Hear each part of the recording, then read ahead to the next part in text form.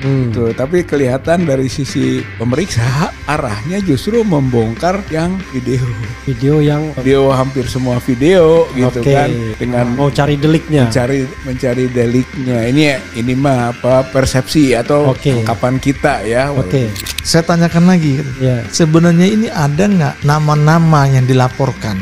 Tetap dengan jawaban tidak ada nama-nama yang dilaporkan, karena justru dari pertanyaan-pertanyaan undangan klarifikasi inilah itu akan nanti mengkerucut siapa orang yang menjadi terlapor. Jadi saudara sekalian, sengaja kita tunggu hasil pemeriksaan di Polda Metro Jaya terhadap ini Kang Rizal Fadila. Siap, Bang. Selamat pagi, Kang. Pagi, Bang. Bukan lagi malam ini. Siap, kan? pagi, Bang. Dan pendampingnya Ustadz atau advokat, lawyer Gunawan Parikesit. Keren. Assalamualaikum warahmatullahi wabarakatuh. Waalaikumsalam. Gak saya kuat-kuat, ada cincinnya. Jadi saudara sekalian, kita mau update ya bagaimana perkembangan pemeriksaan yang saya tahu dari pukul 10.30 sampai baru selesai kira-kira pukul 23.30. 23.30. Luar biasa kan? Saking pentingnya Kang Rizal Fadila ini ya. Dan tadi sempat dipersoalkan juga, ini siapa terlapornya ya kan? Nah, untuk lebih jelasnya silakan siapa dulu, Kang Rizal dulu. Siap. Barangkali menceritakan bagaimana time frame pemeriksaan tersebut dan hal-hal teknis lainnya nanti TikTok aja. Silakan, Kang. Ya, terima kasih. Jadi Bang Refli, waktu pemeriksaan ya kita datang sesuai dengan undangan klarifikasi gitu kan. Nah, kemudian awal sebetulnya sambil informal kita tanyakan ke penyelidik gitu kan, pemeriksa dalam hal ini saya sebagai saksi untuk terlapor siapa. Itu kan. Itu waktu pertama baru masuk. Pertama itu awal gitu kan. Nah, kemudian jawabannya ini terlapor dalam lidik gitu ya. Ya, berarti belum ada itu yang secara eksplisit dilaporkan gitu. Dan itulah yang menimbulkan pertanyaan gitu, bagaimana gitu satu delik aduan gitu, kelah delik ini kan yang itu pencemaran nama baik, fitnah gitu kan, diadukan, tapi tidak ada orang yang diadukannya, tidak jelas. Berarti dimulai dengan saksi-saksi semua, baru nanti ada terlapor. Begitu kan, saya kira ini yang akhirnya menimbulkan tanda tanya. Jadi ini kayaknya sedang showcase, cari mangsa dulu. Wah, seperti itu. Jadi cari mangsa dulu, kayak kira itu hal yang pertama menjadi tanda tanya ya kita pada awal. Ya, selanjutnya dalam proses pemeriksaan dalam berita acara klarifikasi gitu kan, saya lihat itu nantinya BAK gitu, bukan BAP. Berita acara klarifikasi. Ada juga barang itu ya. Yang barang itu ada. yang oleh kuasa hukum kita ya dipertanyakan soal sejauh mana sih makna klarifikasi dalam kaitan dengan pemeriksaan pro justisia itu kan. Jadi itu pro justisianya gitu kan. Jadi itu menjadi pertanyaan awal gitu. Tapi taruhlah kita memang memenuhi tuntutan hukum atau kewajiban hukum gitu kan, atau juga itikat baik kita di bidang hukum lah gitu kan. Jadi itu berangkat dari sana ya kita penuhi semuanya, dan diawali tentu saja dengan hal yang berhubungan dengan legal standing lah TPUA, itu siapa TPUA, apa TPUA, bagaimana kepengurusan TPUA gitu. Jadi kelihatannya itu awalnya makhluk apa itu? Makhluk apa? TPUA ya, ini kita jelaskan sebatas yang saya ketahui sejak bergabung di TPUA 2023 gitu kan, dan ikut dalam kepengurusannya di 2024 gitu. Jadi ceritanya TPUA melaporkan, TPUA dilaporkan. TPUA melaporkan, TPUA dilaporkan. Jadi seperti itu mungkin betul juga gitu ya. Baru kemudian ya masuklah ke awal justru ngait dengan Bareskrim. Jadi jadi apa gitu kan, kenapa mesti mengadukan ke Bareskrim? Itu ya kita jawab sebagai bagian dari masyarakat ya harus berperan serta gitu kan dalam penegakan hukum lah. Bikin report kami aja. Kemudian ya mulai dari pengaduan awal apa gitu kan, tanggal berapa, terus bukti-bukti tambahan gitu kan, tanggal berapa dan seterusnya, yang kita sebut 3 kali bukti tambahan kan disampaikan sampai ke proses-proses surat perintah penyelidikan dan dijalankan penyelidikan di Bareskrim kan gitu. Jadi itu berikutnya gitu kan. Nah selanjutnya kelihatannya langsung pada penayangan video itu. Nah video itu siapa-siapa saja gitu kan, orang-orang yang ada di sana. Kemudian juga diperdengarkan ungkapan-ungkapannya, ucapannya gitu kan. Lalu 2 video itu berada di depan Bareskrim, satu di Tanah Abang. Gitu. Jadi diklarifikasi 2 video. 3 video. 3 video itu pada hari yang sama atau hari yang berbeda? Hari berbeda. Oke, teruskan karena undangan klarifikasinya kan menunjuk hari tertentu kan? Ya. Ternyata itu yang diarahkan, saya tangkap Maret 2025 itu yang di Tanah Abang. Tanah Abang. Itu. Di kantor Kang Egy. Kalau yang 2 Bareskrim kan lain tanggalnya gitu kan, tanggal 7 dan tanggal 20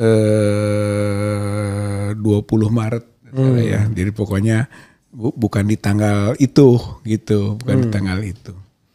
Nah, kemudian itu yang mungkin dia buat transkripnya ya, dan terakhirnya ada transkrip segala macam, detail segala macam ya. Disitulah mungkin celah-celah itu dicari gitu. Kalau saya bisa menyimpulkan gitu. Yang pada prinsipnya kalau saja klarifikasi yang saya sampaikan itu bisa dipahami sesuai dengan yang dikehendaki, maka klarifikasi itu adalah bahwa semua langkah TPUA itu tiada lain adalah untuk mencari kebenaran material gitu kan, tentang status ijazahnya Pak Jokowi asli atau palsu gitu, melalui proses-proses ikhtiar dari mulai pengadilan awal Bambang Tri, kemudian pendampingan di Solo gitu kan, Bambang Tri Gus Nur, masuk lagi gugatan perdata di PN Jakarta Pusat yang NO itu, dan terakhir masuk ke Bareskrim sekarang sedang proses. Berarti TPUA itu berangkat dari kerangka berpikir mencari kebenaran material itu yang kita kemukakan, dan menggunakan prosedur yang tersedia sesuai dengan sarana hukum yang ada itu tadi gitu, tersedia lah gitu ya. Itu berangkatnya gitu, dari sisi kita gitu. Tapi kelihatan dari sisi pemeriksa gitu, arahnya justru membongkar yang video yang video hampir semua video gitu kan, dengan mau cari deliknya, mencari deliknya. Ini mah persepsi atau anggapan kita ya, walaupun itu nggak bisa disebutkan judgement begitu ya, tapi sekurang-kurangnya kita punya persepsi kan mengenai arah itu. Kang, kita mulai dari hal-hal yang tidak opini dulu, tapi kira-kira persisnya dia tanya apa, ya, dan kemudian dijawab apa. Itu mungkin sobat era sekalian mau tanya. Mungkin Brogun, Ustad, ya kan? Bro Gunawan barangkali bisa menambahi pertanyaan-pertanyaan ditanyakan dan jawabannya pada saat itu. Jadi kita hindarkan dulu persepsi, ya. Karena kalau persepsi udah banyak sekali, tetapi orang pengen tahu apa yang terjadi. Oke, silakan. Jadi pertanyaan itu mengandung unsur 3 poin. Pertama, dari 70 pertanyaan, 32 halaman itu 3 unsur. Pertama, ingin mengetahui TPUA. Pertanyaannya adalah siapa ketua TPUA, siapa pendiri TPUA, Jadi TPUA itu tim pembela ulama dan aktivis. Kadang-kadang kita menganggap singkatan itu orang sudah tahu semua. Iya benar. Iya benar. Apa itu tim pembela ulama dan aktivis? Siapa pendirinya? Siapa pendananya? Kemudian apa saja agendanya? Sampai apakah TPUA ini juga mengagendakan untuk ke Solo dan ke UGM? Itu poin pertanyaan yang poin pertama. Kedua, poinnya adalah mengenai video-video. Video podcast yang ada, kami nggak nyangka kok video ini yang ditanyakan. Kenal nggak dengan si pemilik channel akun dan lain sebagainya. Kalau memang bisa kita sebut di sini. Oh iya, nggak apa-apa disebut dong. Babe Aldo termasuk disebut di situ karena menyiarkan kegiatan di Mabes Polri, konferensi pers di Mabes Polri, kemudian disiarkan. Itu poinnya. Ada 3 video ya, termasuk video Dr. Abraham Samad. Itu nggak masuk. Belum. Tadi nggak disampaikan ya, kisi-kisinya tadi. Walaupun tidak ditayangkan, tapi ada pertanyaan tadi sekilas. Kemudian yang di Tanah Abang, yang channel Bang Egy Sujana. Siap. Oh iya, jangan noleh ke sana. Iya, berarti harus minum dulu nih. Kalau noleh ke Kang Rizal itu nanti suaranya nggak masuk. Iya. Jadi poin itu, dan poin yang ketiga pertanyaannya adalah mendesak. Bang Rizal, Ustadz Rizal, apakah sudah melakukan tuduhan terhadap Pak Jokowi? Ada frasa yang menyatakan bahwa ini bagi saya pressure. Anda sudah menyebutkan bahwa Pak Jokowi memiliki ijazah palsu di poin di akhir. Dan luar biasa dan emang sesungguhnya karena apa adanya. Bang Rizal menjawab frasa itu dikaitkan dengan frasa sebelumnya bahwa kami selalu menyatakan dugaan ijazah palsu. Jadi tidak bisa disendirikan ini bahasa yang di ujung-ujung. Sehingga pada akhirnya clear lah itu. Dan menurut pengamatan hemat fikir kami tidak ada satupun. Belum selesai itu. Nanti belum opini. Oh iya itu closing. Belum opini. Kalau ini karena ingin tahu. Jadi mulai dengan video tadi. Video yang diperlihatkan itu 3 video. Berapa video? 2 sebenarnya yang diperlihatkan. 2 video. Video yang 3 yang pada akhirnya, tapi 2 ya steeringnya. Yang di Tanah Abang dengan yang di Mabes Polri ya. Yang ketiga apa? Mabes Polri 2. Mabes Polri ya. Video itu video siapa? Video dari channel siapa? Ada antara lain Babe Aldo. Yang lainnya? Bang Egy Sujana. Siapa lagi? Siapa tuh? Langkah Anies. Ya. 3 itu. Ini 3 itu. Jadi 3 itu yang dianggap menyiarkan press conference dan lain sebagainya. Nah, titik poinnya tuh yang video yang mana? Sama, porsinya sama nih. Porsinya sama nih. Baik Babe Aldo, Langkah Anies maupun yang punya Bang Egy. Apa yang ditanyakan dari video itu? Yang ditanyakan adalah perihal ungkapan ijazah palsu. Jadi dikejar frasa ijazah palsunya. Kemudian mengapa kok menyampaikan ijazah palsu? Kenapa kok mengadakan konferensi pers seperti ini pemberitahuannya? Ini mohon maaf, saya harus klarifikasi ini karena ini penonton barangkali agak marah juga sama saya memotong melulu. Tapi kan ini penting, yaitu Kang Rizal datang pada 3 video itu. Ya sebetulnya yang difokuskan ucapan-ucapan saya Bang. Itu pada 3 video itu. Karena memang itu dong dari awal. Apakah ini Anda? Itu dulu pertanyaannya. Pegang mic Anda, itu saya baru pertanyaan. Jadi yang difokuskan dari 3 video itu adalah ucapan-ucapan Kang Rizal. Betul-betul mancing ikan dia. Silakan teruskan. Lanjut. Satu hal lagi yang menjadi catatan tadi Bang Rizal sampaikan bahwa ini tidak ada telapornya. Laporan yang tidak ada telapornya. Jadi kami mengistilahkan bahwa Pak Jokowi ini sedang berimajinier. Berimajinasi. Enggak imajinasi lagi. Kalau imajinasi mungkin masih khayalan. Ini sudah melakukan dengan tindakan jadi imajinier nih. Iya kan? Sudah berimajinier. Kalau bahasa kerjanya kata kerjanya ya berimajinasi ya. Sehingga dia di alam imajiner. Ya, di alam imajiner ya. Karena di situ pasalnya adalah pasal melakukan penghinaan.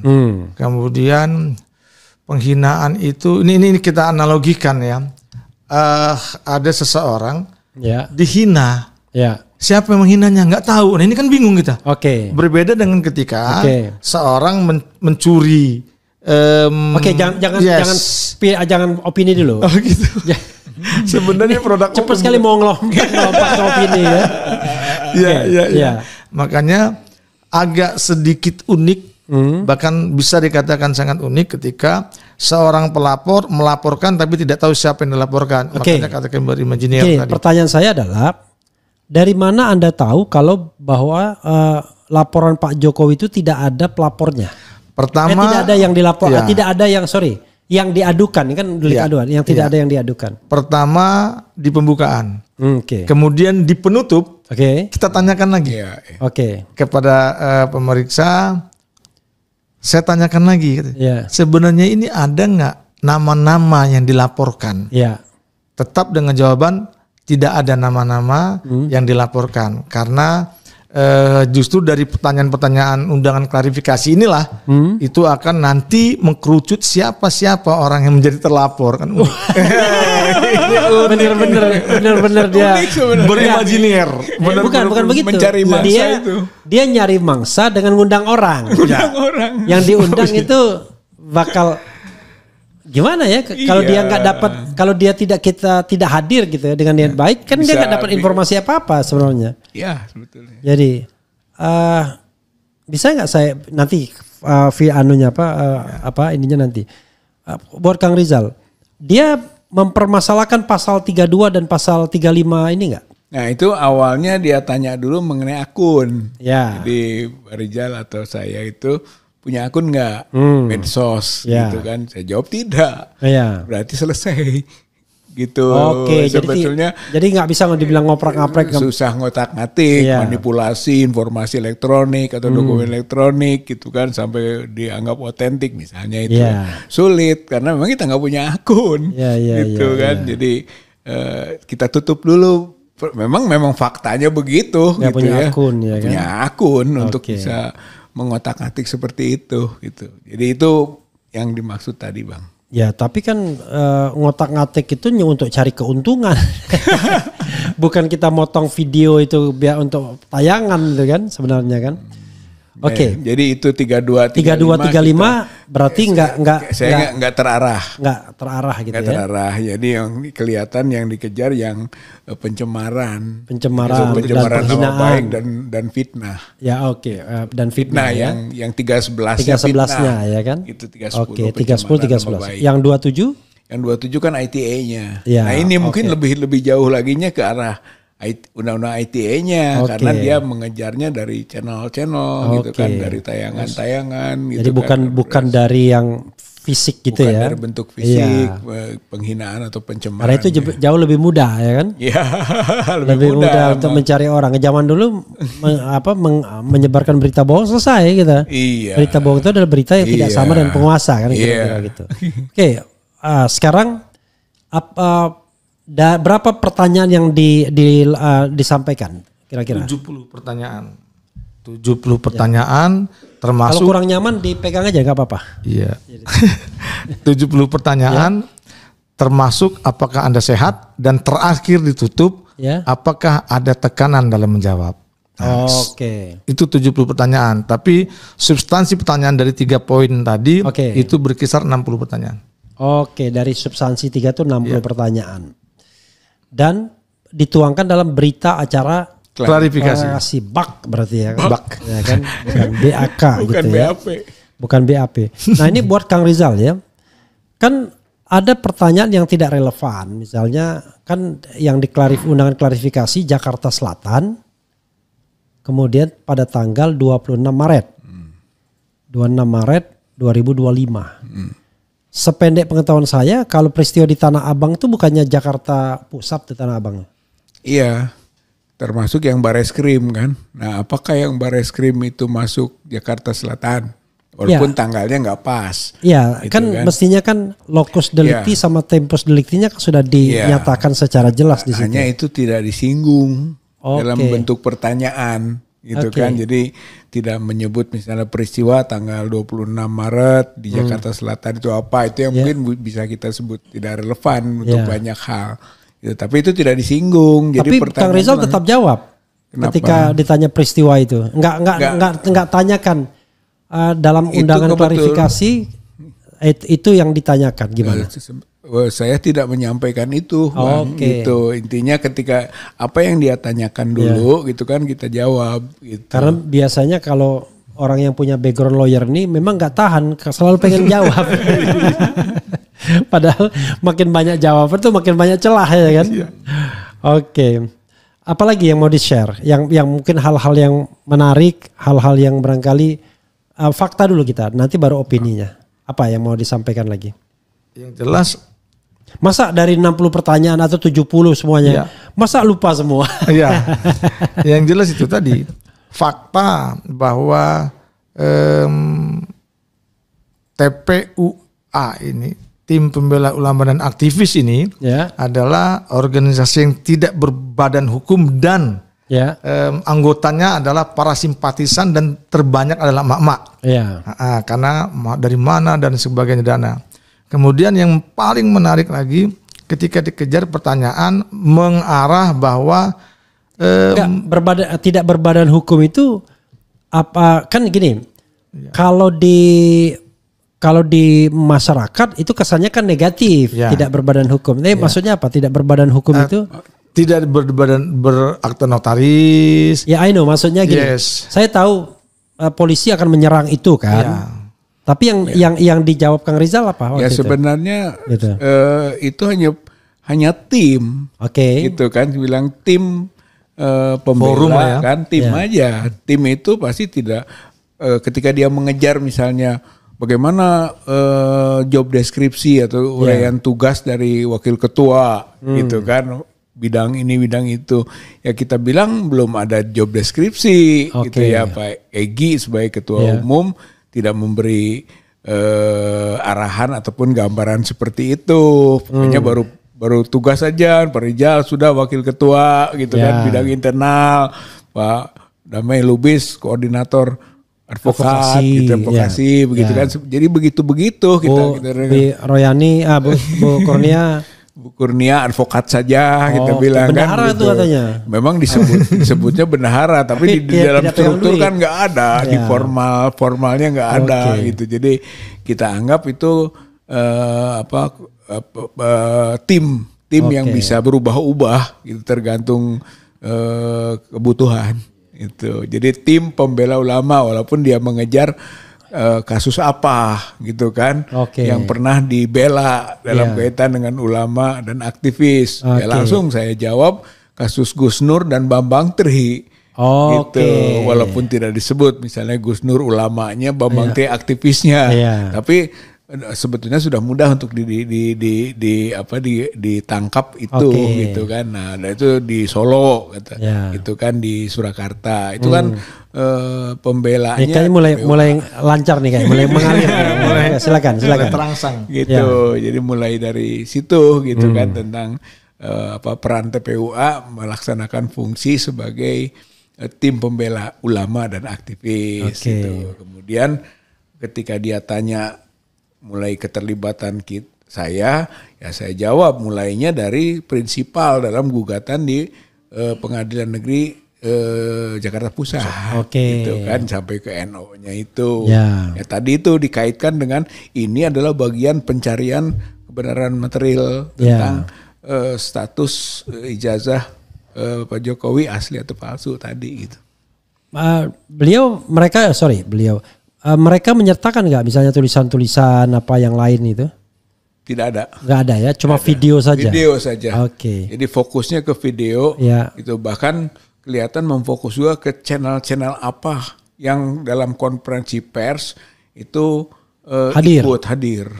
Itu kan yang saya jawab. Jadi mereka sudah analisis dulu nih. Gitu. Jadi siapa saja. Jadi mungkin dia tadi kan 3 tuh, Babe Aldo.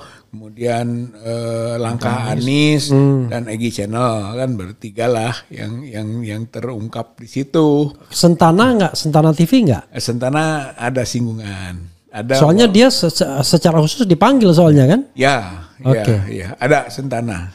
Oke, Ustadz Gun, apa tambahan berikutnya? Yang pasti kejaran dari pertanyaan tadi, termasuk sampai ingin mengetahui sungguhnya sampai ke UGM dan ke rumahnya Pak Jokowi itu siapa dalangnya, siapa yang berinisiatif. Ya. Akhirnya dijawab dengan Bang Rizal bahwa saya yang berinisiasi. Karena apa? Belum menemukan kebenaran material tadi. Sekalian mau bertanya kepada pihak UGM dan bersilaturahmi, kebenaran masih dalam kondisi syawal. Oke. Sekaligus silaturahmi dan mempertanyakan. Dan sayangnya ketika di rumah Pak Jokowi ya, juga tidak mendapatkan apa yang diinginkan. Pertanyaan Pak, bisa nggak diperlihatkan ijazahnya? Ternyata tidak juga diperlihatkan. Oke. Kok ada kesan ya, kalau menurut saya ada kesan datang ke UGM dan datang ke Solo itu seperti sebuah pelanggaran. Kalau pertanyaannya begitu kan, siapa yang berinisiatif dan lain sebagainya, seolah-olah itu sebuah pelanggaran gitu. Iya, makanya saya jawab gitu kan, itu adalah upaya tadi yang disebut mencari kebenaran material itu gitu kan. Tidak didapat di pengadilan perdata, tidak didapat juga saat pendampingan pidana, gitu kan, dan Bareskrim yang juga belum puncak atau akhir dari prosesnya, gitu kan, bahkan awal-awal mah tidak terlihat langkahnya, jadi kita sampai mengejar ke Jogja dan Solo ini, gitu, sampai ke seperti itu dalam pencariannya, karena kesannya gitu kan bahwa kita itu bisa menjudge ijazah palsu. Dia berangkatnya dari apa paradigma lah, kalau paradigma begitu gitu kan, persepsi, asumsi atau pokoknya intinya dia nyari siapa yang ngomong ada ijazah palsu gitu. Semua yang disebut ijazah palsu itu dikejar gitu, seolah-olah itulah kesalahannya yang diinginkan. Nah, dari sisi saya ya membalikan bahwa soal itu adalah soal yang dicari palsu atau tidak, gitu kan, itu yang kita bangun. Sementara dari sisi dia, setiap ada kalimat ijazah palsu kena loh, gitu. Saya sampai kenal nggak dengan Roy Suryo dan di mana dengan Rismon segala macam. Itu kan secara tegas, eksplisit berdasarkan hasil penelaahan saintifiknya, gitu kan, yakin itu palsu misalnya. Wah, itu jadi kena gitu dalam pencariannya yang bersangkutan begitu. Ustadz Gun ya, apa yang siapa aja nama-nama yang sempat disebut? Tadi kan ada Roy Suryo, kemudian siapa Rismon. Nah, siapa lagi yang disebut dan Dr. Tifa. Dalam konteks apa polisi ini nanya nama orang-orang itu? Babe Aldo tadi, siapa lagi? Termasuk yang buat pengaduan ke Bareskrim, Rustam Effendi, kemudian Pak Mehdi ya, Mehdi Juniarto, kemudian ada beberapa lagi nama yang Bu Kurnia yang udah pastinya. Siapa lagi? Bu Kurnia, Bang Egy juga termasuk. Egy Sujana. Kemudian ada Pak Rahmat tadi. Rahmat itu siapa? Rahmat ini apa dia sebagai? Itu ditanyakan ke saya karena kelihatan beberapa video itu selalu ada. Oh, gitu orang kan, itu. Orang itu kan ya jelas lah, itu juga kita kenal gitu kan. Itu apa, YouTuber atau apa? Dia tuh selalu jadi moderator dalam acara-acara konferensi pers gitu kan, itu Rahmat Himran namanya. Itu kan. Ada lagi Dr. Yulia ya. Dr. Yulia Satari yang ketika ada di sana. Ditanya, disebut juga namanya. Disebut juga, termasuk Damai Hari Lubis disebut juga. Banyak lagi itu tadi. Artinya lebih banyak lagi, siapa lagi yang TPUA. Siapa lagi kalau yang disebut-sebut? Sebenarnya tadi nggak sempat waktu pas keluar, ada nggak yang dari langkah Anies disebut nggak namanya tadi? Ada. Ian namanya. Ian. Anies. Yang ibu-ibu itu Bunda Mary Lampung disebut nggak? Enggak disebut. Ada Mary. Tapi Mary KNPRI. Oh, Mary satunya. Ya. Mary siapa? KNPRI. Mary Samiri. Oke. Ya. Desi sebut nggak Desi? Nggak ada. Kalau ini siapa lagi yang perempuan itu yang? Nggak ada, perempuan hanya satu, Mary. Dokter Julia sama Dokter Julia sama Mary saja, sama Dokter Tifa pastinya. Iya. Oke, nah. Kurnia 4. Tambah 5. Nah, ketika nanya misalnya ya, Dokter Tifa, dalam konteks apa dia nanya Dokter Tifa? Menyatakan, Dokter Tifa ini sempat menyatakan bahwa ijazah itu palsu di dalam podcastnya. Ya, lalu makanya ditanyakan kenal kapan dengan Dokter Tifa. Ya dijawab baru di Jogja itu tahunya. Oh, baru kenal Kang Rizal. Ya, sebelumnya kenal juga kita, tapi yang secara intens gitu. Pernah ketemu langsung? Ya, langsung secara kan pribadi di Jogja. Di Jakarta itu waktu di UGM kan bareng-bareng, malah itu yang disebut betapa bareng-bareng. Ruginya Anda. Oh iya. Oke. Jadi yang dikejar-kejar. Pokoknya siapapun yang menyatakan ijazah palsu langsung dikejar. Oke. Kenal kapan, dengan siapa, kenalnya bahkan ada tadi kenalnya melalui perantara siapa. Oke. Pertanyaan-pertanyaan yang seperti itu. Oke, lalu Roy Suryo dalam konteks apa nanya Roy Suryo? Ketika menyatakan hasil dari penelitiannya itu adalah ijazah itu palsu, dikejar lagi. Kapan kenal dengan Roy Suryo? Konteksnya apa kenal dengan Roy Suryo? Dikejar. Siapapun yang menyatakan ijazah palsu langsung dikejar. Oke. Kenalnya di mana? Dengan Rismon begitu juga? Begitu juga. Oke. Begitu juga. Saya jadi kalau saya dipanggil tuh saya udah tahu nih contekan. Jadi langsung ini Pak catatan saya. Memang di situ kita nggak bisa nyatat ya? Bisa ya? Bisa. Makanya nama-nama itu penting dicatat tuh, ya kan? Iya, harusnya. Jangan sampai kemudian nama-nama itu nggak ada itu. Oke, Kang Rizal, apalagi Kang? Begini, setelah 60-70 pertanyaan dengan basa-basinya itu sehat atau enggak dan lain sebagainya, itu ada clue enggak bahwa Kang Rizal nanti akan dipanggil selanjutnya atau apa gitu? Kalau di depan kita sepertinya tidak ya. Gitu kan, bahkan pernah menyebut apa itu ya ke Pak Samsir atau ke Pak itu ke Pak Ustadz mungkin ya. Yang Pak Rizal katanya gitu kan. Enggak katanya begitu ya. Ada pertanyaan. Kalau lihat dari konten pertanyaannya gitu kan, apalagi dilihat dari bukan podcast, konferensi pers di video-video itu gitu kan, kemudian di transkrip ya, dibuat transkripnya di berita acara klarifikasi, saya kira mengarah gitu. Oke, gitu, mengarah gitu. Jadi kemungkinan ini semuanya terarah dulu gitu. Oke, baik yang nanti Pak Rustam misalnya, karena dia akan disorot nanti pada video itu ada Pak Rustamnya yang memberi penyampaian sambutan ataupun komentarnya. Pasti akan ada gitu di situ. Mungkin Pak Egy. Pokoknya semua yang ada di video tersebut. Semua yang ada di video tersebut bisa clue-nya bisa memungkinkan gitu. Oke. Nah, pertanyaannya adalah lalu dalam konteks apa Dr. Tifa dan Roy Suryo serta Rismon dipanggil juga kalau memang di video-video itu nggak ada? Iya, itu kaitannya nanti dengan Sentana.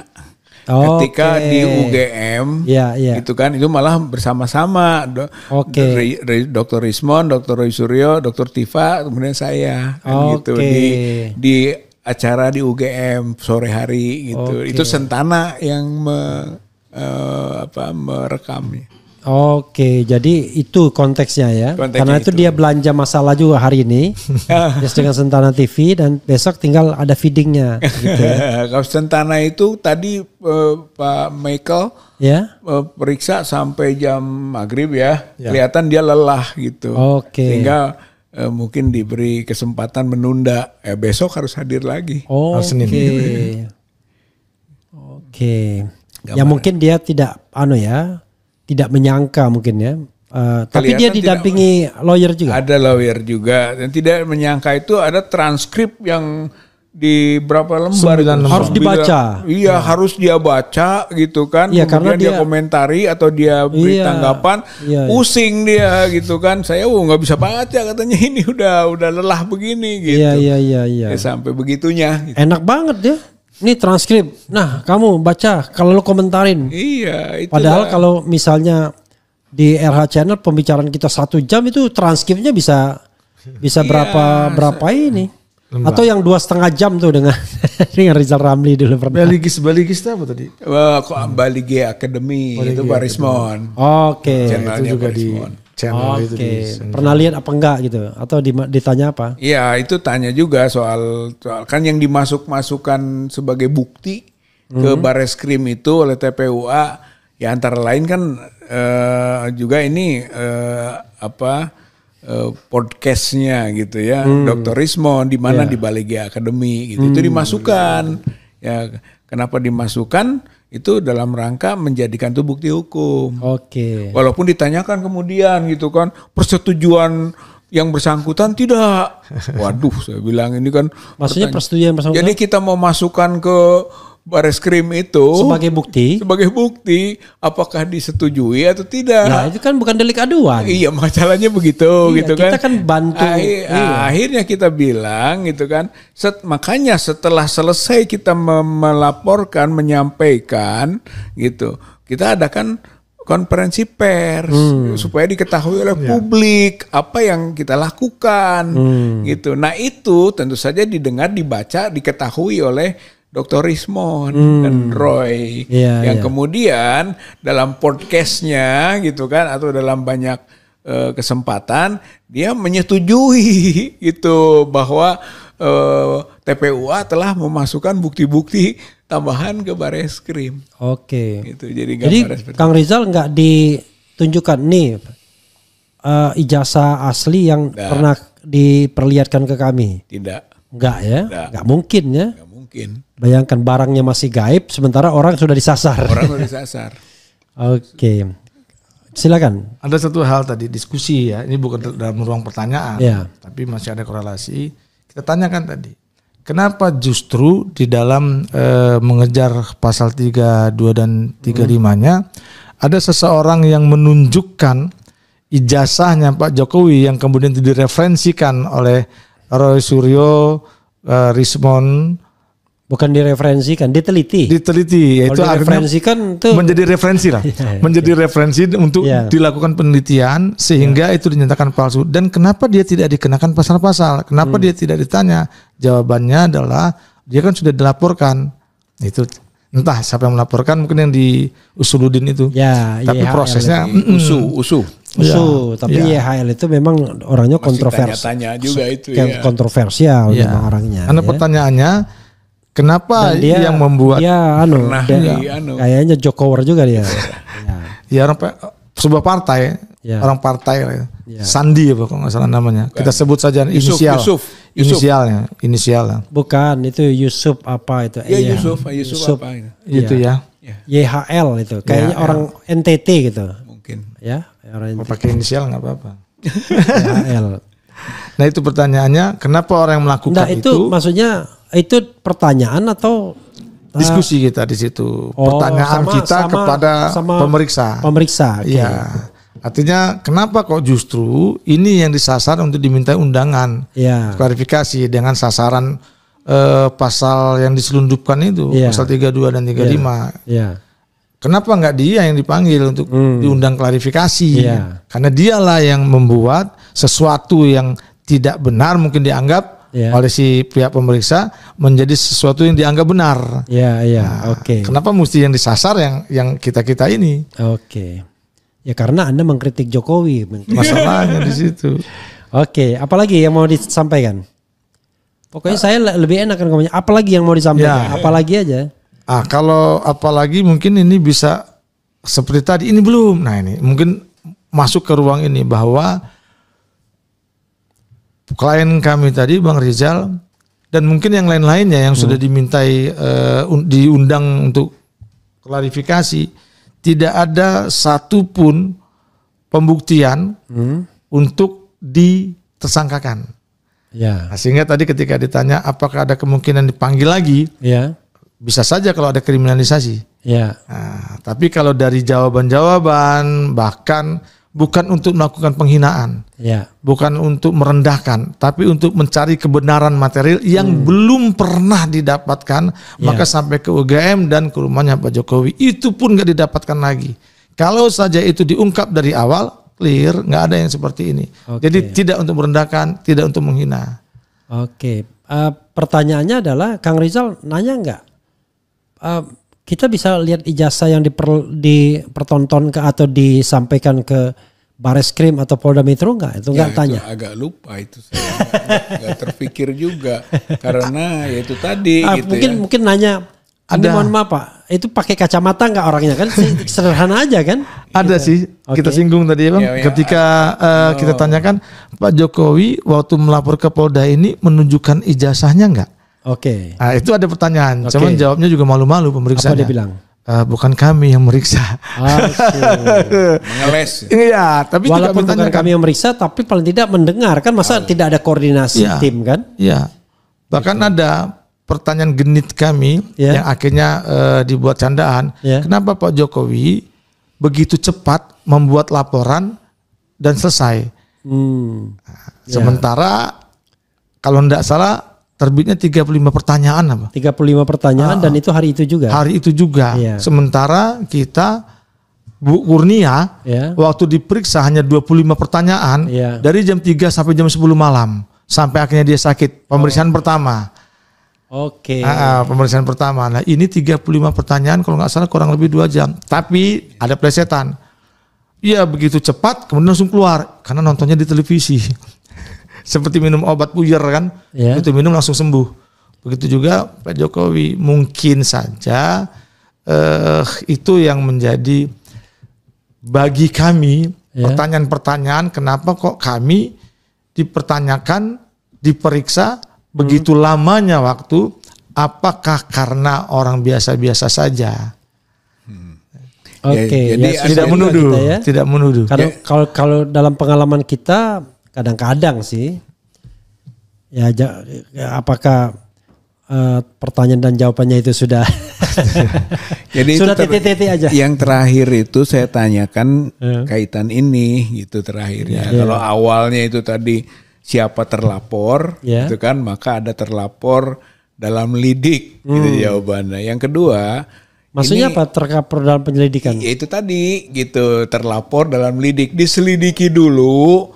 Baru nanti bisa ditentukan terlapornya gitu. Itu yang tadi. Bukan terlapor dalam lidik tuh. Makanya ya disebutnya terlapor dalam lidik. Itu makanya istilah yang muncul dari dia gitu kan. Bukan terlapor dalam lidik itu. Kami sedang menyelidiki siapa yang potensial jadi yang bakal tadi terlapor. Kan saya tanya gitu kan Bang. Jadi siapa terlapornya supaya nanti saya saksi menyaksikan yang saya ketahui, yang saya lihat, saya dengar berkaitan dengan si terlapor kan gitu, itunya tuh proporsinya. Tapi jawaban dia ini terlapor dalam lidik. Kenapa gitu, Kang Rizal masih melayani kalau nggak jelas ya siapa terlapornya kan? Kalau misalnya gini, ada undangan klarifikasi terhadap sebuah delik aduan, nggak jelas siapa yang dilaporkan. Lalu apa delik yang dilaporkannya kan? Lokus deliktinya di mana, tempus deliktinya di mana? Seolah-olah dia kayak belanja masalah aja. Ya, awalnya saya berpikir ingin tahu juga, Bang, gitu kan, apa sih yang disebut diinginkan dari klarifikasi itu kan, sebatas yang bisa. Kan udah pasti kan, yang diinginkan adalah siapa yang kira-kira bisa ditarget sebagai tersangka. Iya. Kan begini, kan kita udah paham kan, kalau misalnya ada praktek-praktek seperti itu kan. Tapi kan kita semua secara keseluruhan baru kita ketahui kan gitu. Kalau hanya cepat kita merespon ini, kira kan nggak fair juga. Jadi kalau saya berprinsip tadinya kita tangkap dulu semua sehingga saya bisa ngomong. Gitu. Bagaimana kita bisa ngomong tentang sesuatu proses tanpa kita ketahui proses itu final, selesai gitu. Cuman jadi dia banyak amunisi jadi kan nanti kan semua keterangan-keterangan itu akan dikumpulkan kan, minimal bahan bakunya kan?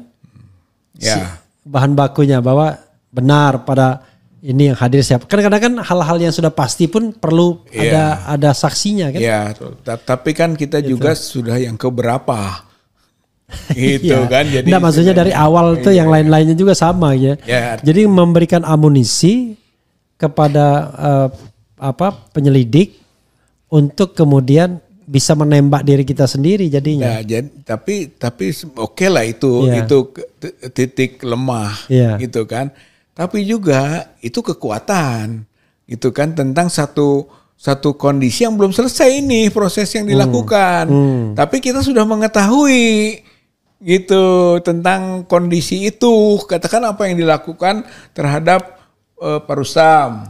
Apa yang dilakukan terhadap Bu Kurnia. Mungkin juga terhadap Pak Damai Lubis, berdasarkan apa yang terjadi pada diri saya kan gitu. I know. Itu artinya, jadi maksudnya sekarang apalagi sekarang kita bisa berdiskusi di forum ini kan begitu. Jadi lebih punya modal gitu kalau menurut saya paham. Karena, modal untuk bercakap-cakap memang bisa ya kan. Tapi yang jelas peluru makin banyak di mereka kan. Tapi modal kan, dasar lah, mereka punya modal dasar. Tapi kita juga kan dengan modal kita gitu kan bisa juga melakukan sesuatu. Kalau menurut saya ya gitu. Jadi kalau saya belum. And then jawabannya mungkin bisa dengan analogi. Karena ketika undangan klarifikasi itu berupa ombak, ya enggak? Jangan sampai ombak ini menjadi badai, kita pecah langsung ombak itu dengan kehadiran untuk mendatangi dan kita memberikan klarifikasi apa sih yang mau dimauin, sehingga saya tadi sampaikan tidak ada satupun yang wajar untuk menjadikan para undangan klarifikasi untuk dipidanakan kan selain adanya kriminalisasi. Pernyataan dari Anda kan, dari lawyer. Tapi jangan-jangan polisi menganggap ya udah cukup, kami udah dapat bahan-bahan mentah. Bisa.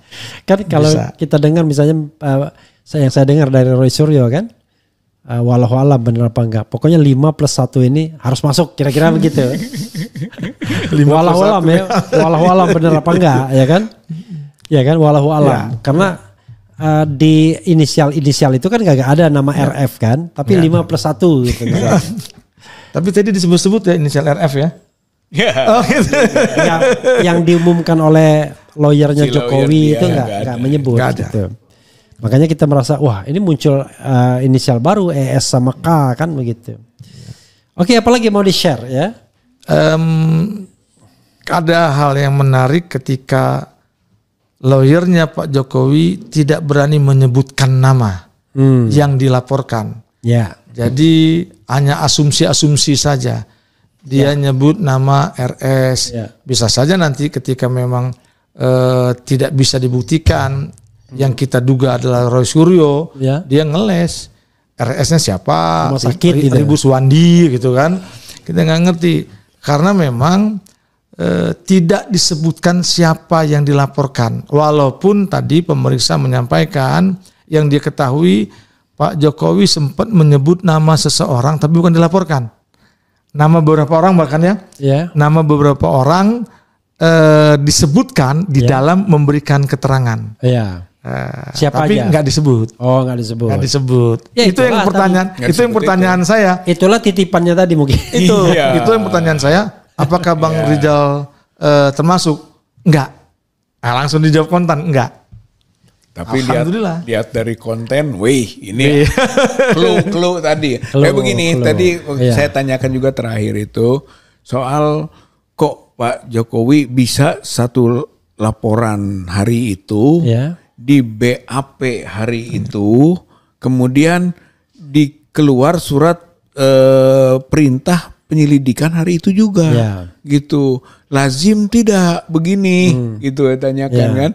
Jawabannya lazim gitu kan. Nah ini bahan juga ini gitu maksud saya tuh buat kita kaji lebih dalam lagi tentang indikasi-indikasi keistimewaan. Karena keistimewaan itu kan banyak gitu ininya indikasinya ya salah satu itu kan gitu yang disebut tadi lazim. Yang kedua gitu kan bahwa ada model baru nih gitu yang kita juga sebenarnya menjadi agak terkaget-kaget ya, yaitu soal setelah ditayangkan gitu kan video, ternyata waktu kita harus menandatangani kan itu sudah transkrip gitu, jadi sudah transkrip ya, kita dalam posisi seperti itu kan ya gitu, malam diperintah kalau cepat dan sebagainya. Ya menganggap kalaupun salah transkripnya ya nanti kita deny, kita anukan kan gitu. Tapi yang jelas bahwa nggak sama lah nantinya gitu. Tapi kita di pengadilan. Ya tahap awal. Tapi ada hal menarik. Setelah nanti ada tersangka lah, ada diadili gitu kan. Iya. Tapi ada hal menarik tentang transkrip tadi. Iya. Bang Rizal begitu luar biasa masih mengingat ketika ada transkrip yang dituangkan dalam berita acara klarifikasi itu nggak sesuai, bahwa dicoret. Saya sempat berbisik, Bang, ini transkrip kan tinggal apa yang ada di dalam percakapan. Ya, tapi saya nggak pernah ngomong begini, dan diulang lagi, didengar lagi, bahwa memang benar kata Bang Rizal, tidak ada ucapan itu. Nah, khawatirnya ketika sudah malam ada ucapan-ucapan yang mungkin juga tidak sesuai dengan transkrip, ya sudah lewat karena itu di akhir. Iya itu bahayanya adalah seolah-olah nanti kita melegitimasi itu apa yang tertulis di situ. Jadi apa yang tertulis itu sudah sesuai dengan tanda tangan kita kan. Apalagi kita para perlembar biasanya kan. Ya makanya nanti itu kan dengan pengetahuan ini di berita acara klarifikasi, sebab kan nanti akan ada berita acara pemeriksaan gitu. Jadi ini sebagai modal tadi gitu. Jadi kita sekarang bisa memahami dan bisa mewaspadai gitu dalam kaitan dengan konten-konten apa gitu dalam proses pemeriksaan. Jadi nanti pulang ini Kang Rizal kemudian nonton kontennya biar hafal. Biar hafal.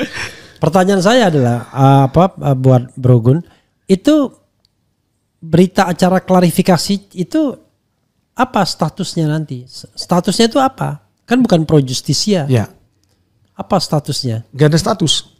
Jadi sesungguhnya berita acara klarifikasi ini itu tadi hanya untuk mengetahui apa dan mengapa, siapa dan kenapa. Artinya ketika adanya berita acara klarifikasi karena ini tidak pro justisia, itu tidak bisa dijadikan dasar bahwa seseorang ini sudah dilakukan pemeriksaan secara sah, walaupun sebenarnya tadi ada tanda tangan. Ya, tapi kan nanti kan itu akan menjadi dasar kan, apakah ini akan ditingkatkan ke proses penyidikan kan, sebagai tentang itu Iya, sebagai katakanlah bukti permulaan kan? Enggak bisa dijadikan untuk bukti permulaan. Di bukti permulaan nanti ketika memang ini bisa dinaikkan ke penyelidikan terlebih dahulu, maka akan dipanggil sebagai saksi, bukan lagi klarifikasi. Tapi penyidikan, ini kan penyelidikan sudah nih.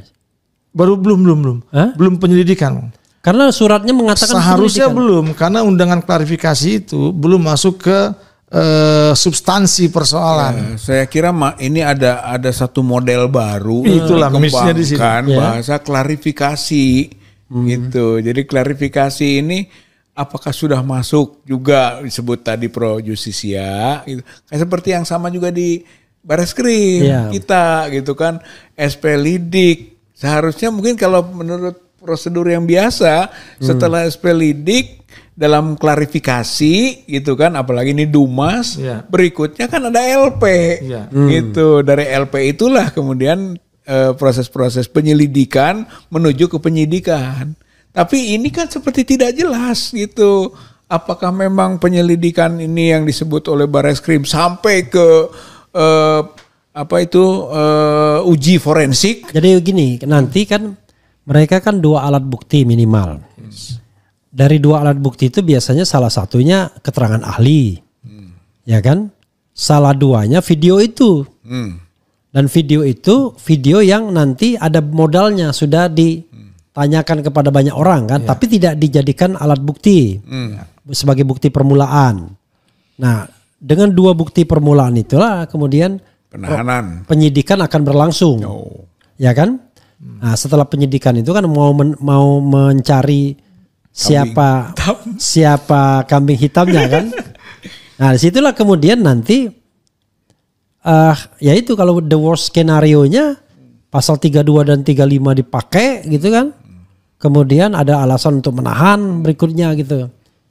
Ya, gitu. Jadi pertanyaan-pertanyaan inilah yang menyebabkan ini harus cepat didiskusikan lebih dalam konteks hukum, gitu kan, termasuk hukum acara, gitu. Saya kira ini ada sesuatu yang bisa sangat bersayap, gitu, dan dibuat bias, tapi bisa menimbulkan akibat hukum, gitu kan, yang bisa merugikan. Gitu. Iya, jadi walaupun itu tidak kan bisa untuk pro justisia, tapi jadi bahan. Ya, point of clearance-nya adalah ketika itu berita acara klarifikasi tadi itu karena tidak pro justisia, jadi tidak bisa dijadikan sebagai alat bukti, referensi I know, tetapi kan bukan itu alat buktinya. Alat buktinya tadi saya katakan video, ahli dan keterangan ahli. Sekarang di dalam KUHP itu kan ada enggak itu berita acara klarifikasi misalnya?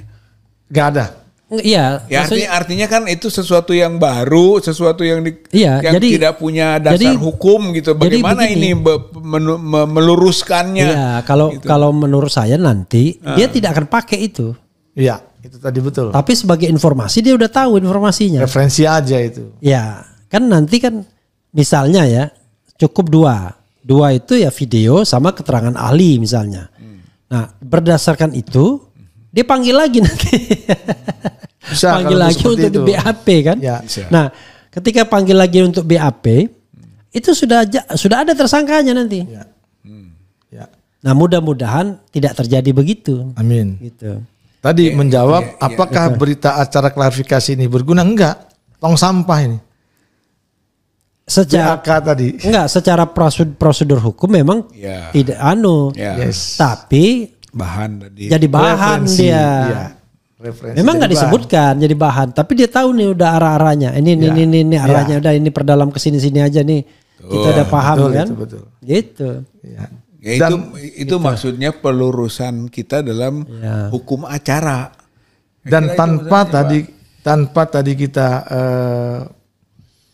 menghadiri undangan dan adanya berita acara klarifikasi, itu pun bisa dilakukan tanpa kita harus datang tadi dengan video sudah dianggap ada barang bukti, manggil ahli, nggak usah lagi manggil kita kan, langsung kita dipanggil, saksi langsung jadi tersangka. Jadi kalaupun tadi tidak kita klarifikasi, tetap itu akan terjadi kalau memang ada maksudnya niatan kan ini soal itu. Pilihan. Kalau tadi Kang Rizal mengatakan minimal kita tahu sudah kan. Tetapi barangkali ada perspektif lain yang mengatakan ngapain kita tahu duluan? Ya udah kita tunggu aja dia mau ngapain nih. Kira-kira begitu. Jadi begitu dipanggil tuh udah jelas. Kamu manggil tuh siapa tersangkanya, apa masalahnya. Sepanjang itu nggak jelas kita nggak mau. Karena kalau dia misalnya gini-gini dia kumpulkan bahan kan tentunya. Ya mudah-mudahan jadi nggak yakin dia untuk melanjutkan. Itu harapan kita. Mudah-mudahan jadi nggak yakin untuk melanjutkan. Tapi kan juga di dalam, nah itu tadi pro justisia gitu ya tentang berita acara klarifikasi seperti ini. Saya belum lihat dalam tuh bagi yang misalnya dipanggil 1 kali, dipanggil 2 kali gitu kan, dipanggil ketiga kali bisa dilakukan diambil nggak upaya paksa. Kan gitu, kalau tidak salah tuh ada juga yang saya belum lihat betul gitu, tapi yang sudah misalnya 3 kali, bagaimana nih dengan konteks nggak bisa. Karena ini kan saksi dia. Iya, karena dia bukan saksi dan belum ada tahap penyidikan kan. Jadi makanya saya bilang kita nggak datang juga nggak apa-apa, tapi kan ngotot banget kan. Kang Rizal sakit kakinya diundang lagi. Tanggal 8, sekarang tanggal berapa? Ya kalau 14. Artinya kalau tidak pro justisia gitu ya, menurut saya di samping senjata buat yang bersangkutan gitu kan, saya juga bisa jadikan senjata gitulah kasarnya mah. Walaupun tadi bahasa Bang Refli bahan kan sudah terbuka gitu, bahan sudah didapat oleh dia misalnya gitu ya. Tapi tidak juga gitu kalau memang itu bukan pro justisia gitu kan, atau yang sebut tadi seseorang yang tidak bisa upaya paksa gitu kan, jika misalnya dia tidak hadir 3 kali. Nah ini juga makanya menurut saya ini satu fenomena hukum baru ini yang perlu didalami supaya jadi bener gitu hukum acaranya. Jadi Firly aja sudah jadi tersangka, itu dipanggil tuh nggak mau datang dia. Tapi tidak ditindaklanjuti pada panggilan kedua, panggilan ketiga dibiarin aja sampai sekarang berkeliaran dia. Padahal sudah jadi tersangka. Gitu. Dan berarti besok itu tidak ada kemungkinan Dr. Tifa sama Roy Suryo itu ditahan. Ya, tidak ada kemungkinan. Tidak mungkin karena ini kan cuma undangan klarifikasi saja dan dan belum proses penyidikan. Ya. Bahkan calon tersangkanya saja belum jelas ya kan? Calon terlapor. Bukan itu sangat terlapornya aja masih belum jelas. Terlapornya jelas lah, terlapor tadi belum ada. Ya gini. Oke, ya. Oke juga karena ini delik aduan sih ya, bukan delik umum. Delik aduan. Tapi kalau dia dimasukkan pasal 32 dan 35 delik dia nggak membutuhkan laporan. Kalau untuk alasan untuk menangkap, ya kita ngajarin polisi juga lah. Iya kan? Kasih bahan. Iya. Karena kata ahli pidana nggak boleh disatukan antara delik aduan sama delik umum. Jadi kalau delik aduan aja. Kalau delik umum ya itu lain lagi masalahnya. Nah. Ketika delik umum kan dia bisa aja mengatakan, ya kan? Ya, delik umum, ya suka-suka dia lah orang yang berkuasa kan? Ya, seperti ini Bang, adu cepat antara Bareskrim dengan Polda misalnya kan, harusnya kan berhenti dulu kan Polda tuh, gitu kan? Karena yang pidana pokoknya ada di proses Bareskrim kan gitu. Itu menurut kaidah hukum kita gitu kan. Itu sebenarnya di Undang-Undang Perlindungan Saksi dan Korban ada. Ada juga yang saksi yang nggak boleh jadi dituntut dan sebagainya. Terhadap sesuatu yang bahkan akan dilaporkannya. Yang akan aja nggak boleh loh, apalagi sudah dilaporkan kan. Dalam hal ini Egy kan sudah melaporkan dan TPUA kan. Yang kita sedang perlu dalami itu maksudnya adalah ketika di laporan gitu. Tapi tidak ada terlapor, kan gitu. Jadi sama saja dengan Dumas, gitu, di mana status seseorang ditentukan oleh kemauan polisi itu sendiri, kan gitu, sama. Sementara kita juga sedang ada di Dumas, gitu, di Bareskrim ini, gitu kan, yang juga melakukan proses penyelidikan tanpa kejelasan siapa, walaupun yang kita adukan itu jelas Joko Widodo, tapi Joko Widodo juga sampai sekarang kan tidak menjadi subjek yang dipanggil, minta keterangannya gitu kan. Jadi disinilah yang kita sebut terjadi kekaburan gitu antara satu dengan yang lain. Di satu sisi yang di sini yang Dumas yang kemudian kita adukannya adalah orang Pak Joko Widodo, tapi dia tidak dipanggil gitu. Di sisi lain di yang terlapor pelapornya Pak Joko Widodo, terlapornya nggak ada gitu kan. Jadi ini menurut saya masalah unik gitu. Ini nggak bisa kita anggap kita terima begitu saja. Perlu didiskusikan lebih dalam tentang hukum acara pidana. Gitu. Jadi di negeri Konoha. Iya, kan ini undangan klarifikasi itu kan sebenarnya KPK dulu katanya yang sering melakukan itu. Karena orang kan nggak bisa langsung begitu aja kan diklarifikasi dulu dan lain sebagainya, baru kemudian tingkatkan lah, karena jauh lebih pelik kan kalau dalam kasus korupsi kan. Tapi dalam kasus laporan pencemaran nama baik ini kan harusnya kalau misalnya tidak jelas siapa yang dilaporkan, harusnya kan tidak usah diproses. Dan jangan terbitkan LP. Iya. Tidak terbit LP. Iya. Nah, maksudnya jangan diproses itu berarti tidak terbit LP. Iya itu. Gitu. Nanti ditanya, makanya Anda pencemaran nama baik, Anda sendiri nggak tahu siapa yang dilaporkan. Lalu lokus deliktinya, tempus deliktinya Anda nggak jelas. Harusnya kan begitu. Biasa kan begitu ya, dia masuk SKPT dan sebagainya, masuk dulu kan. Kemudian didiskusikan dulu, kemudian silahkan bikin kan gitu berita acara laporannya gitu. Nah ini kan tidak gitu kan, jadi langsung saja. Makanya gitu. Ini sama dengan Pak, saya merasa dihina. Saya direndahkan serendah-rendahnya, saya dihina sehina-hinanya. Oleh siapa? Gak tahu Pak. Tapi ini videonya. Tolong carikan aja. Ini videonya Pak. Carikan. Ini videonya Pak. Siapa yang menghinakan saya? Jadi ya itulah masalahnya ya. Silakan Kang Rizal ditanggapi soal tadi ke Kompolnas. Menarik tuh mungkin juga Ustadz. Ya itu makanya tadi kan berangkat dari ini perlu didalami, perlu didiskusikan, baik itu formal seperti ke Kompolnas atau juga masuk ke ruang akademik gitu. Atau juga bisa harus segera masuk ke DPR juga ya, politik juga gitu. Artinya ini harus diangkat ke Komnas HAM mungkin ya. Komnas HAM juga gitu kan. Karena, sebab akan terjadi nanti pelanggaran HAM. Iya, gitu, karena Hozinuddin sudah protes misalnya, dia mengatakan wah ini judulnya ya, pemeriksaan Rizal Fadil dan Kurnia Triaryani tidak manusiawi. Anda merasa diperlakukan secara manusia enggak? Tapi lamanya itu ya kan sebenarnya dari jam 10:30 sampai jam 11:30 malam ya kan 23.30 untuk sekedar klarifikasi. Nah itu yang memang kemudian kelihatan dalam pemeriksaan itu pemeriksaannya tuh ganti-ganti nggak orangnya? Enggak, itu saja. Itu saja. Berapa orang? Satu orang. Kuat juga dia. Ya kuat juga, aduh kuat.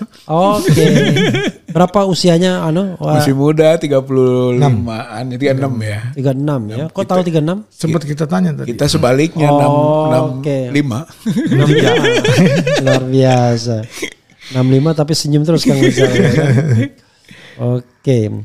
Silakan closing statement ya, mungkin dari Kang Rizal dulu, mungkin kemudian dari saya kira pelajaran yang kita dapat dari berita acara atau acara klarifikasi yang tadi itu menyangkut mungkin yang untuk besok itu Pak Dr. Roy Suryo dan Dr. Tifa. Saya kira ini juga perlu ada kewaspadaan tinggi, kecermatan lebih dalam gitu kan, sebab kelihatannya kalau saya merasakan ini Dr. Roy Suryo ini target gitu, mungkin target utama gitu. Jadi berikutnya Dr. Rismon dan seterusnya lagi gitu ya. Tapi arah dari pertanyaan itu saya bisa merasakan gitu mau kemana. Jadi besok menurut saya gitu kan, ini kuasa hukum yang mendampingi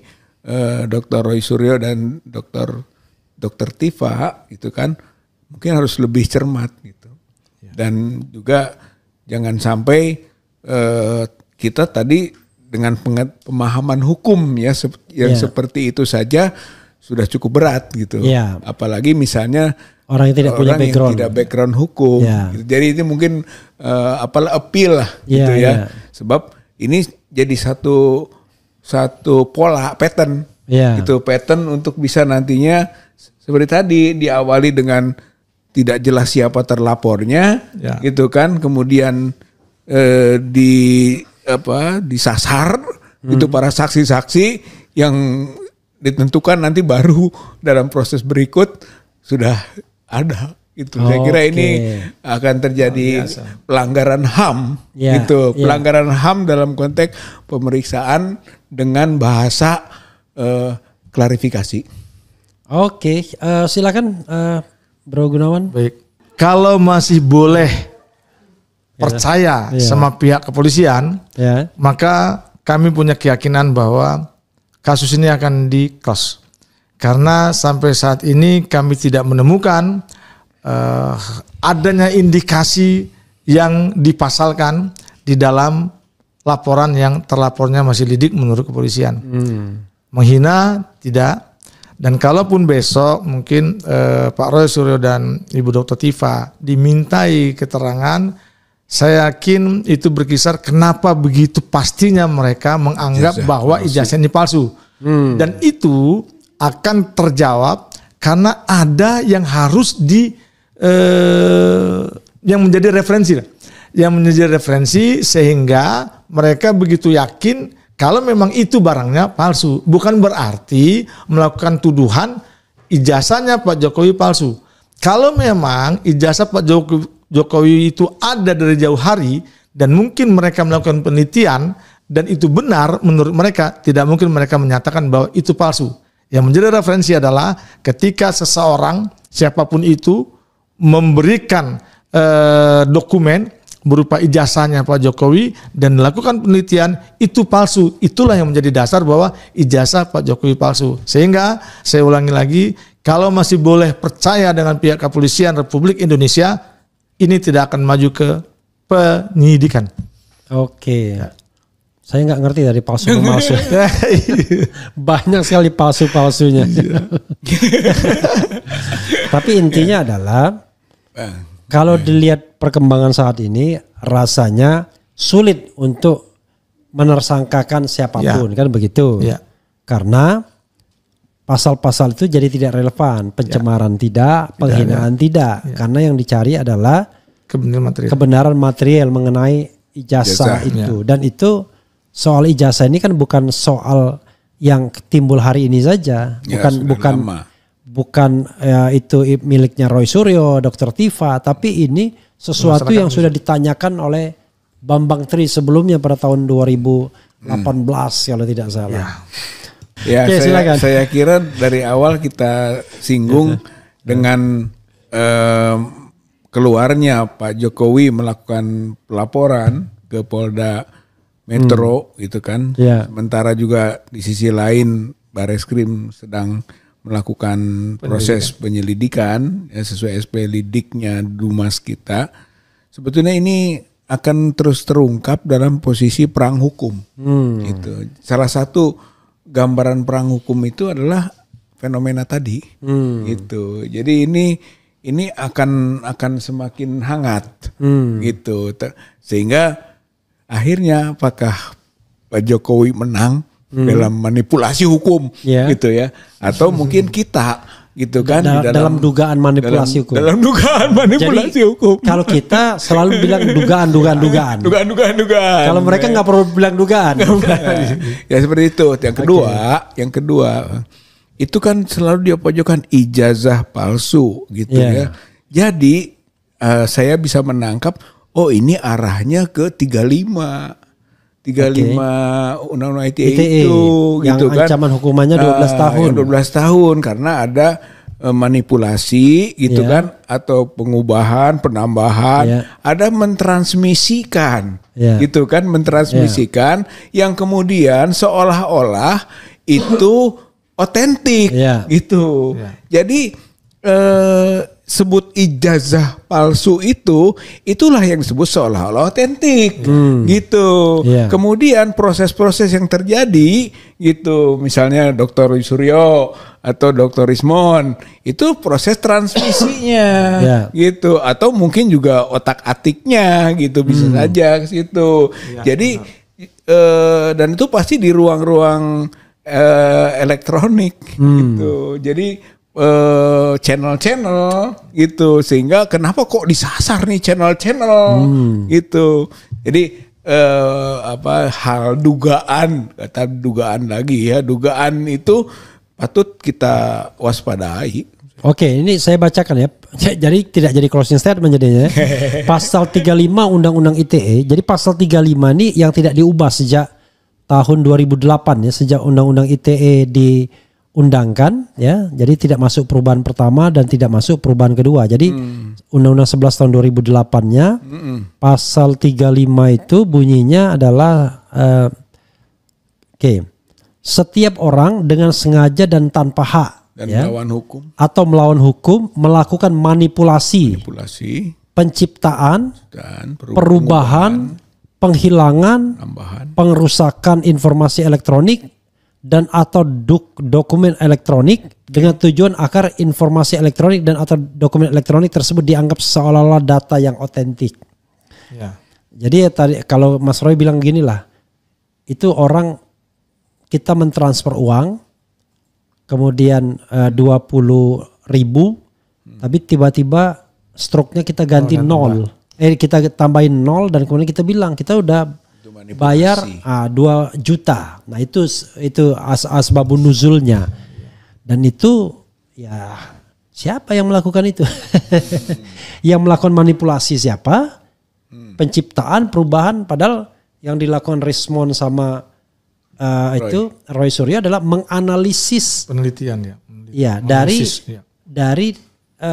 yang ditampilkan oleh Dian Sandi kader PSI itu kan, tanpa merubah, tanpa mengurangi, tapi dia menganalisis kan. Gitu. Oke, Dan ini ancaman hukumannya 12 tahun. Jadi pasal ini tidak berubah karena tidak menyangka akan digunakan. Oke. Kalau tidak ada lagi, kita cukupkan ya. Makasih Ustadz Gun ya. Dan keren cadas. Oke. Wassalamualaikum warahmatullahi wabarakatuh.